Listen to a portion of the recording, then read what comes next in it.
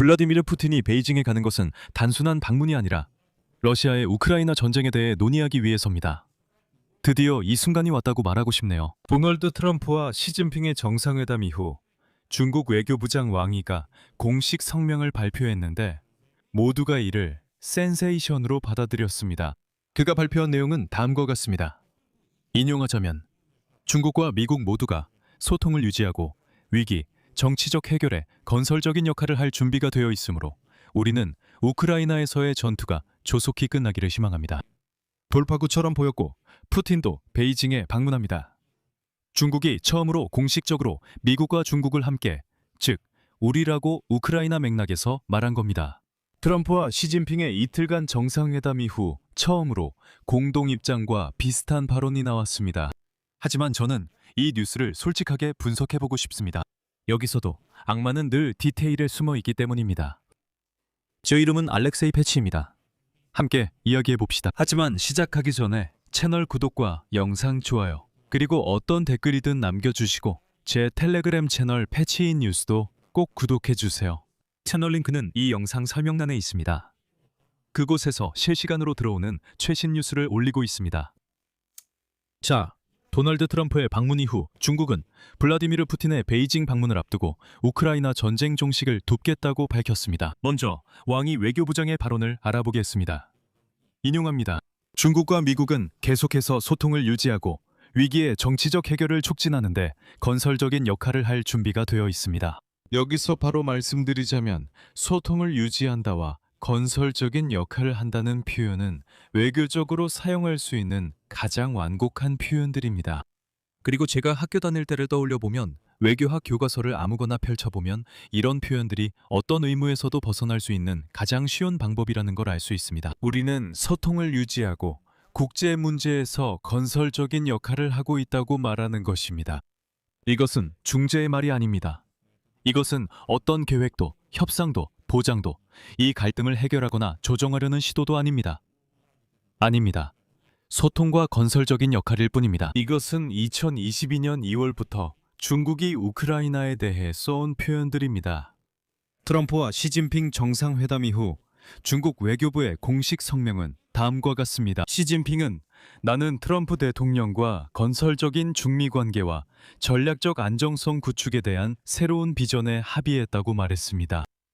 또 우리는 건설적 전략적 안정성이라는 말을 듣는데 이는 베이징이 미국과의 양자 관계를 설명하려고 제안한 새 용어입니다. 이것은 협력이 기본이 되고 경쟁은 합리적인 범위 내에서 가능하며 이견은 관리되고 예측 가능한 세상을 의미합니다. 이 개념 전체에서 우크라이나는 관리되는 이견의 한 요소입니다.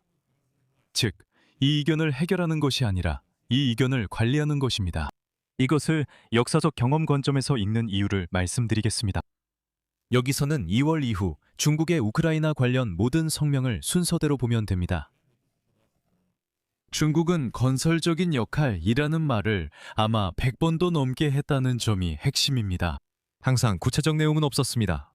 그리고 한편으로는 중국이 항상 건설적인 역할을 말하면서도 다른 한편으로는 러시아의 전쟁 수행 체제에 직접 투입되는 물자를 공급하고 있다는 점도 잊지 마세요. 그 대가로 러시아는 중국의 잠수함 기술, 미사일 기술 등 민감한 기술을 제공했습니다.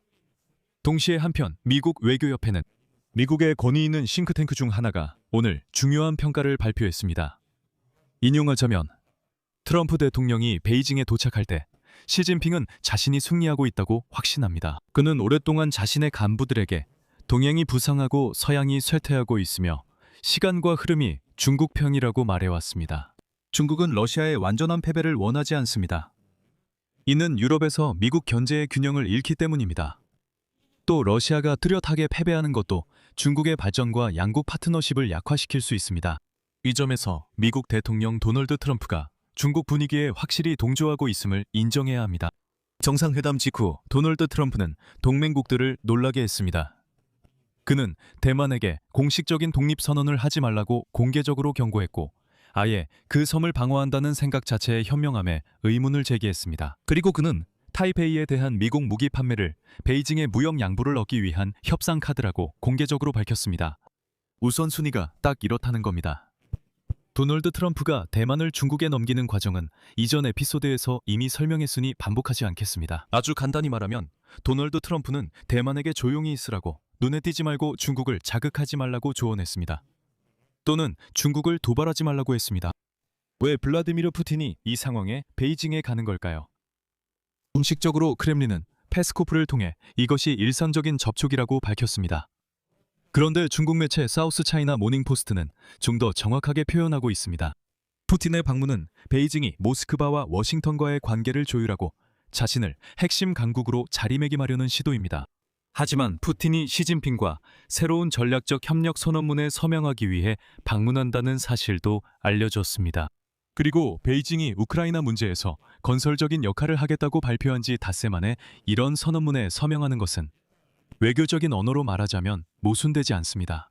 이것은 중국이 트럼프에게는 우크라이나 문제를 도와주겠다고 하면서 동시에 푸틴에게는 당신을 도와주겠다고 말하는 것입니다. 그리고 베이징은 자신들이 중립적인 입장을 취하고 있는 것처럼 보이려고 합니다. 그리고 여기서 중요한 것은 베이징이 기꺼이 책임의 짐을 마크롱, 스타머, 메르츠가 이끄는 유럽의 의지의 연합에 떠넘기고 싶어 한다는 점입니다. 중국은 미국이 급하게 만든 평화 계획이나 도널드 트럼프의 러시아가 우크라이나를 상대로 벌이는 전쟁 종식 계획이 푸틴의 완강한 태도라는 벽에 부딪혀는 상황에 충분히 만족합니다. 이러한 가능성 있는 교착 상태는 중국에게 평화 중재 과정에 참여하고 상황을 변화시킬 수 있는 능력을 보여줄 기회를 열어줍니다. 다시 말해, 중국은 미국과 유럽이 푸틴과의 협상에 지칠 때까지 기다리고 있으며 그때 중국이 모두를 화해시킬 수 있는 승자로 등장할 것이라고 생각합니다. 그리고 중국은 기다리고 있습니다. 그리고 트럼프는 베이징에서 시진핑과 만난 후 우크라이나에 대해 이렇게 말했습니다. 네, 우리는 그것에 대해 논의했습니다. 그것이 바로 그 분쟁입니다. 우리가 해결되기를 바라는 분쟁입니다. 다시 말하지만 우리가 보고 싶다는 겁니다. 평화를 이루기로 합의한 것도 아니고 중재를 위해 노력하기로 합의한 것도 아닙니다. 우리가 보고 싶다는 말은 약속이 아닙니다. 안타깝게도 트럼프는 또다시 아무것도 이루지 못했다고 인정해야 합니다. 마지막으로 어제 파이낸셜 타임즈가 올해 말까지는 우크라이나에 대한 평화협정이 확실히 없을 것이라고 보도했다는 정보를 덧붙이겠습니다. 푸틴은 러시아가 올해 말까지 돈바스 전체를 점령할 수 있다고 믿고 이를 트럼프에게 말했으며 트럼프도 믿었습니다. 그래서 그는 기다릴 준비가 되어 있습니다. 여기서 말을 줄이겠습니다. 여러분의 의견과 결론을 이 영상 아래 댓글로 남겨주세요. 채널 구독도 해주시고 알림 설정도 눌러주세요. 그리고 좋아요도 잊지 마세요. 이 유튜브 채널의 활동을 지원하고 싶으시다면 이 영상 설명에 있는 링크와 계좌 정보를 통해 어떤 형태로든 후원을 하실 수 있습니다. 여러분의 어떤 지원이든 정말 감사하겠습니다. 여기까지입니다. 건강 조심하세요. 모두 안녕히 계세요.